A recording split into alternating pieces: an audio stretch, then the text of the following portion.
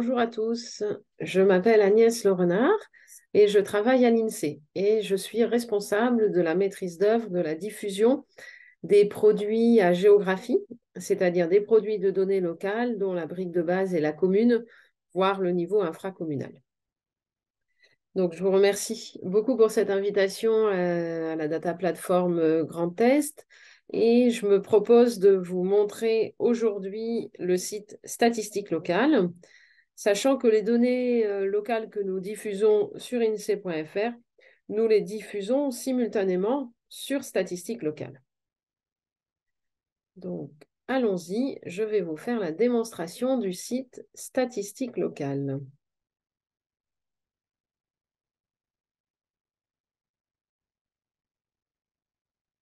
Voilà, vous voyez bien mon écran. Donc, nous sommes sur la page d'accueil du site Statistique Locale.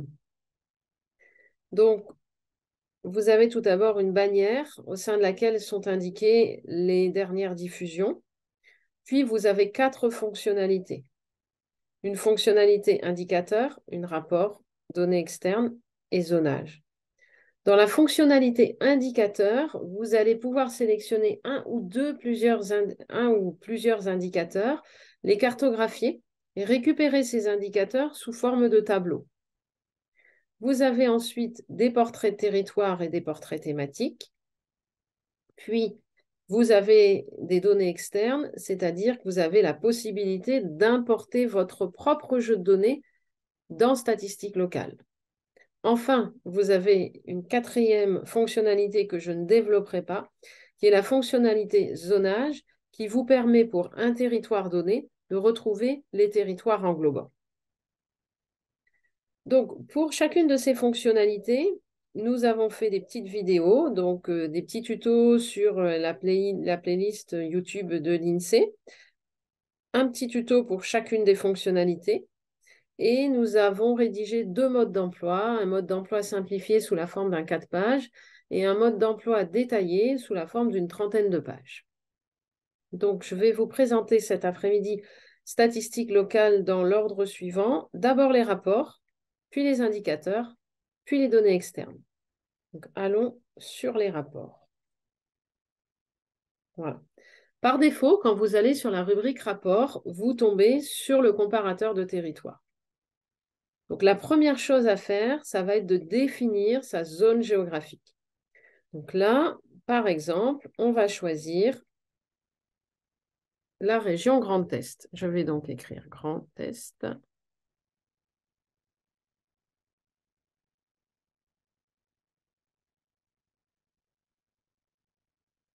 Voilà.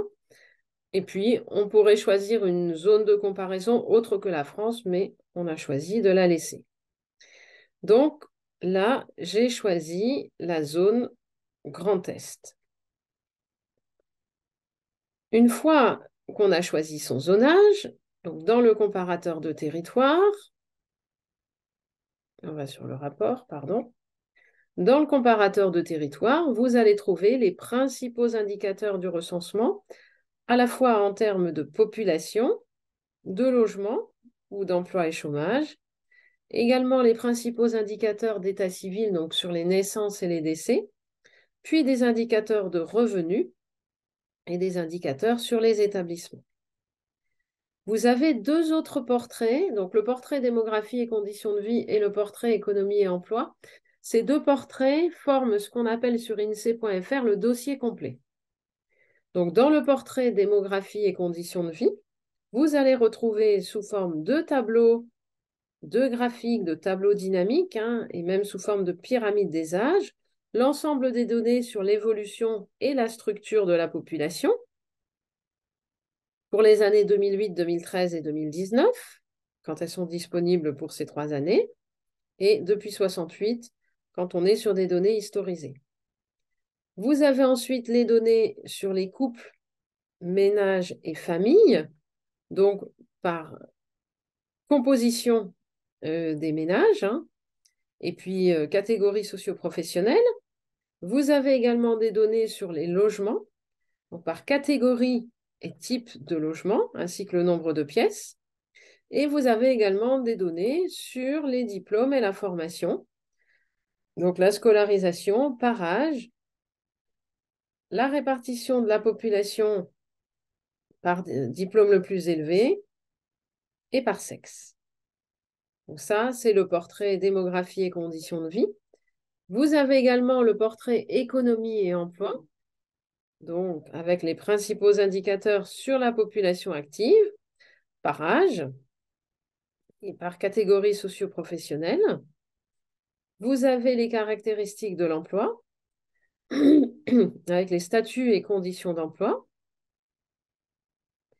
Vous avez les salaires et revenus d'activité par catégorie socio-professionnelle. Vous avez les créations et le nombre d'entreprises et d'établissements. Vous avez les caractéristiques des établissements par secteur d'activité. Et vous avez les capacités touristiques, c'est-à-dire le nombre d'hôtels et de chambres associées, le nombre de terrains de camping et d'emplacements, et le nombre d'autres hébergements collectifs, ainsi que les places associées. Alors, pour tous ces rapports, en fait, vous avez la possibilité de les imprimer.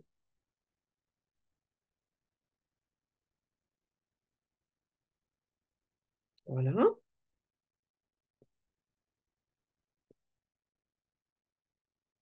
Et vous avez également la possibilité d'exporter les données au format Excel ou autre format de l'ensemble des données de ce portrait démographie et conditions de vie. Donc là, on retrouve bien pour la région Grand Est et pour la France le portrait démographie et conditions de vie avec tous les indicateurs présents sur statistiques locales. Donc voilà ce que je voulais vous présenter sur les portraits de territoire. Donc vous avez le dossier complet, un portrait de territoire. Vous avez aussi la possibilité donc d'exporter tout le dossier, mais également tableau par tableau, soit en réutilisant, soit en faisant l'export.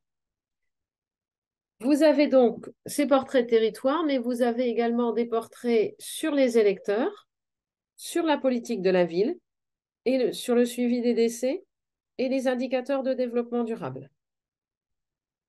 Voilà. Alors, maintenant que nous avons vu le premier rapport, maintenant, nous allons passer, on va retourner à la page d'accueil et se mettre sur les indicateurs. Sur les indicateurs, la première des choses à faire, c'est de choisir son découpage géographique. Donc, c'est soit un découpage prédéfini, soit, hop, là, on a sélectionné le Grand Est, mais ce n'est pas gênant. Donc, un découpage prédéfini, par exemple, le département de la Moselle,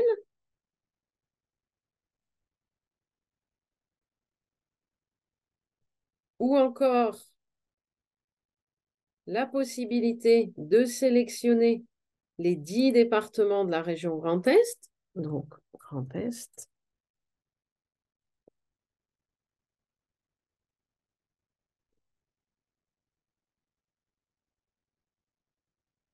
Voilà, j'ai sélectionné les 10 départements de la région Grand Est.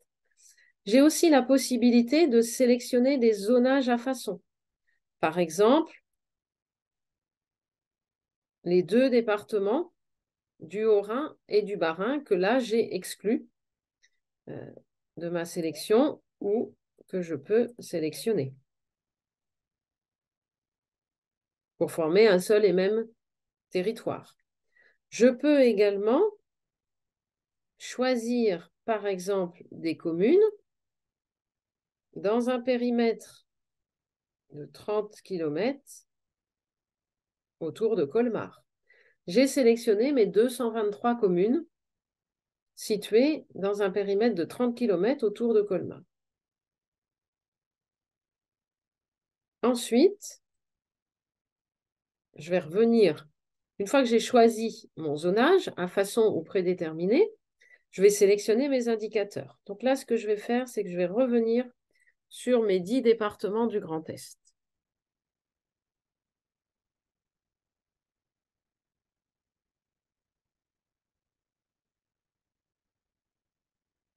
et je vais sélectionner plusieurs indicateurs. Donc, par exemple, la population municipale 2020, l'évolution annuelle moyenne de la population entre 2014 et 2020, la part des personnes âgées de moins de 25 ans. Donc, on voit qu'à chaque fois, les cartes s'affichent, hein, avec possibilité d'une carte en nombre et d'une carte en niveau. Puis, dans une autre thématique, par exemple, sur le marché du travail, le taux de chômage annuel moyen, et puis peut-être un dernier indicateur sur les conditions de vie avec la part des résidences principales dans le total des logements. Donc, j'ai ma carte. Donc là, ma carte, j'ai la possibilité de l'imprimer, comme tout à l'heure, de l'exporter. Et j'ai également cette fonctionnalité sur les tableaux où là, j'ai à la fois la sélection de mes 10 départements pour la région du Grand Est et la sélection de tous les indicateurs. Donc la population municipale, la part des résidences principales dans le total des logements, l'évolution annuelle moyenne de la population, les personnes âgées de moins de 25 ans, le taux de chômage annuel moyen. Ce tableau, qui me permet de sélectionner les indicateurs que je veux vraiment sur le zonage géographique que je veux, eh bien, je peux l'imprimer. Donc, je peux imprimer ma sélection courante, comme tout à l'heure, hein.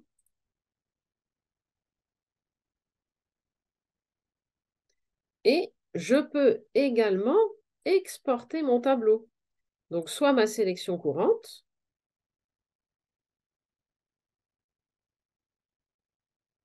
donc je retrouve bien mes 10 communes de la région Grand Est avec les 5 indicateurs.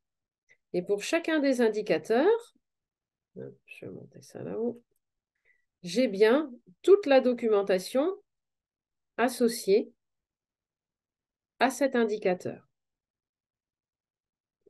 Alors, revenons ici. Une autre possibilité intéressante, c'est qu'une fois que j'ai toutes mes données, je peux également filtrer, par exemple, sur ma sélection courante, si je veux les départements dont la population dépasse les 500 000 habitants, je n'ai plus que les 5 départements dont la population dépasse les 500 000 habitants.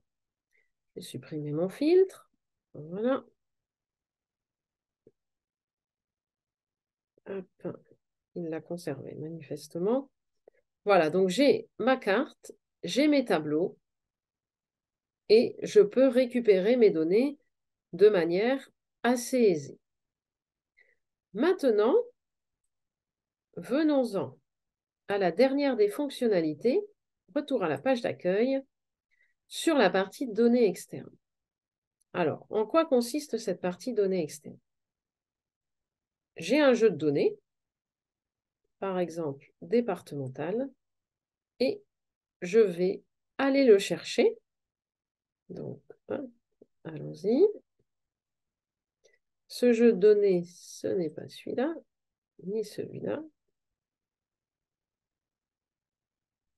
Voilà.